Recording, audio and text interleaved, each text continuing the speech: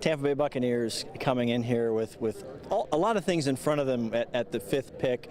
They could not have that pick on draft night. Are you fascinated by the Bucs situation and their needs and what could fall in that general area in the first round? Well, yeah, especially because I'm trying to figure out what the motivation of the team is. With the hiring of Bruce Arians, I feel like there's a definite win now vibe. So if they do make that pick, they're going to be looking for somebody who can come in and contribute right away from week 1, make a major impact, be a candidate for Rookie of the Year on whichever side of the ball the person plays. But I think that's just the entire sense that you get from the team now. They want to turn it around quickly. They want to fill that stadium. They want to win games. And Bruce Arians, isn't there for a 5-year endeavor like John McKay in the 70s. This is an immediate rebuild, reload right now plan. So I think they're going to look for somebody that they believe will be able to get things done right away. And when the league year hits, they're in an interesting spot. It's been a little while, more than half a decade, that I can remember that they were in a bit of a cap crunch.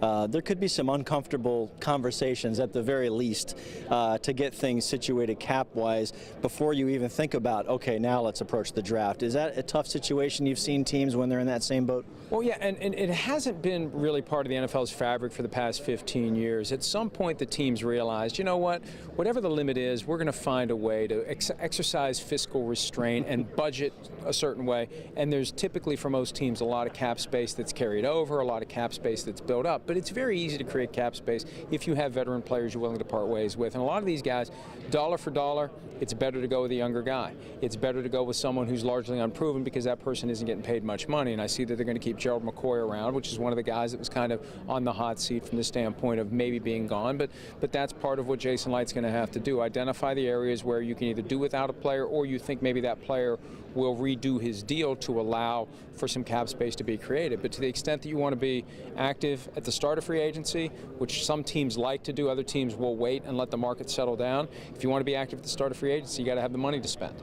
Do you know Bruce enough? Can he talk Deshaun Jackson into calming down and saying, you know what, let's give 2019 a shot here? Yeah, I think Bruce Arians could probably talk anybody into anything that he wants to talk them into, as long as he has, maybe a bottle with him and they sit down and they have a few drinks and everything will be fine. But, I think that he can do it. And if not, they're going to have a plan B. And who knows what the plan B may be. But you want to have that deep threat that can stretch the field. Mike Evans, one of the more underrated receivers in the NFL. And this is the year for Jameis Winston. I mean, this is his chance to show that he can get it done.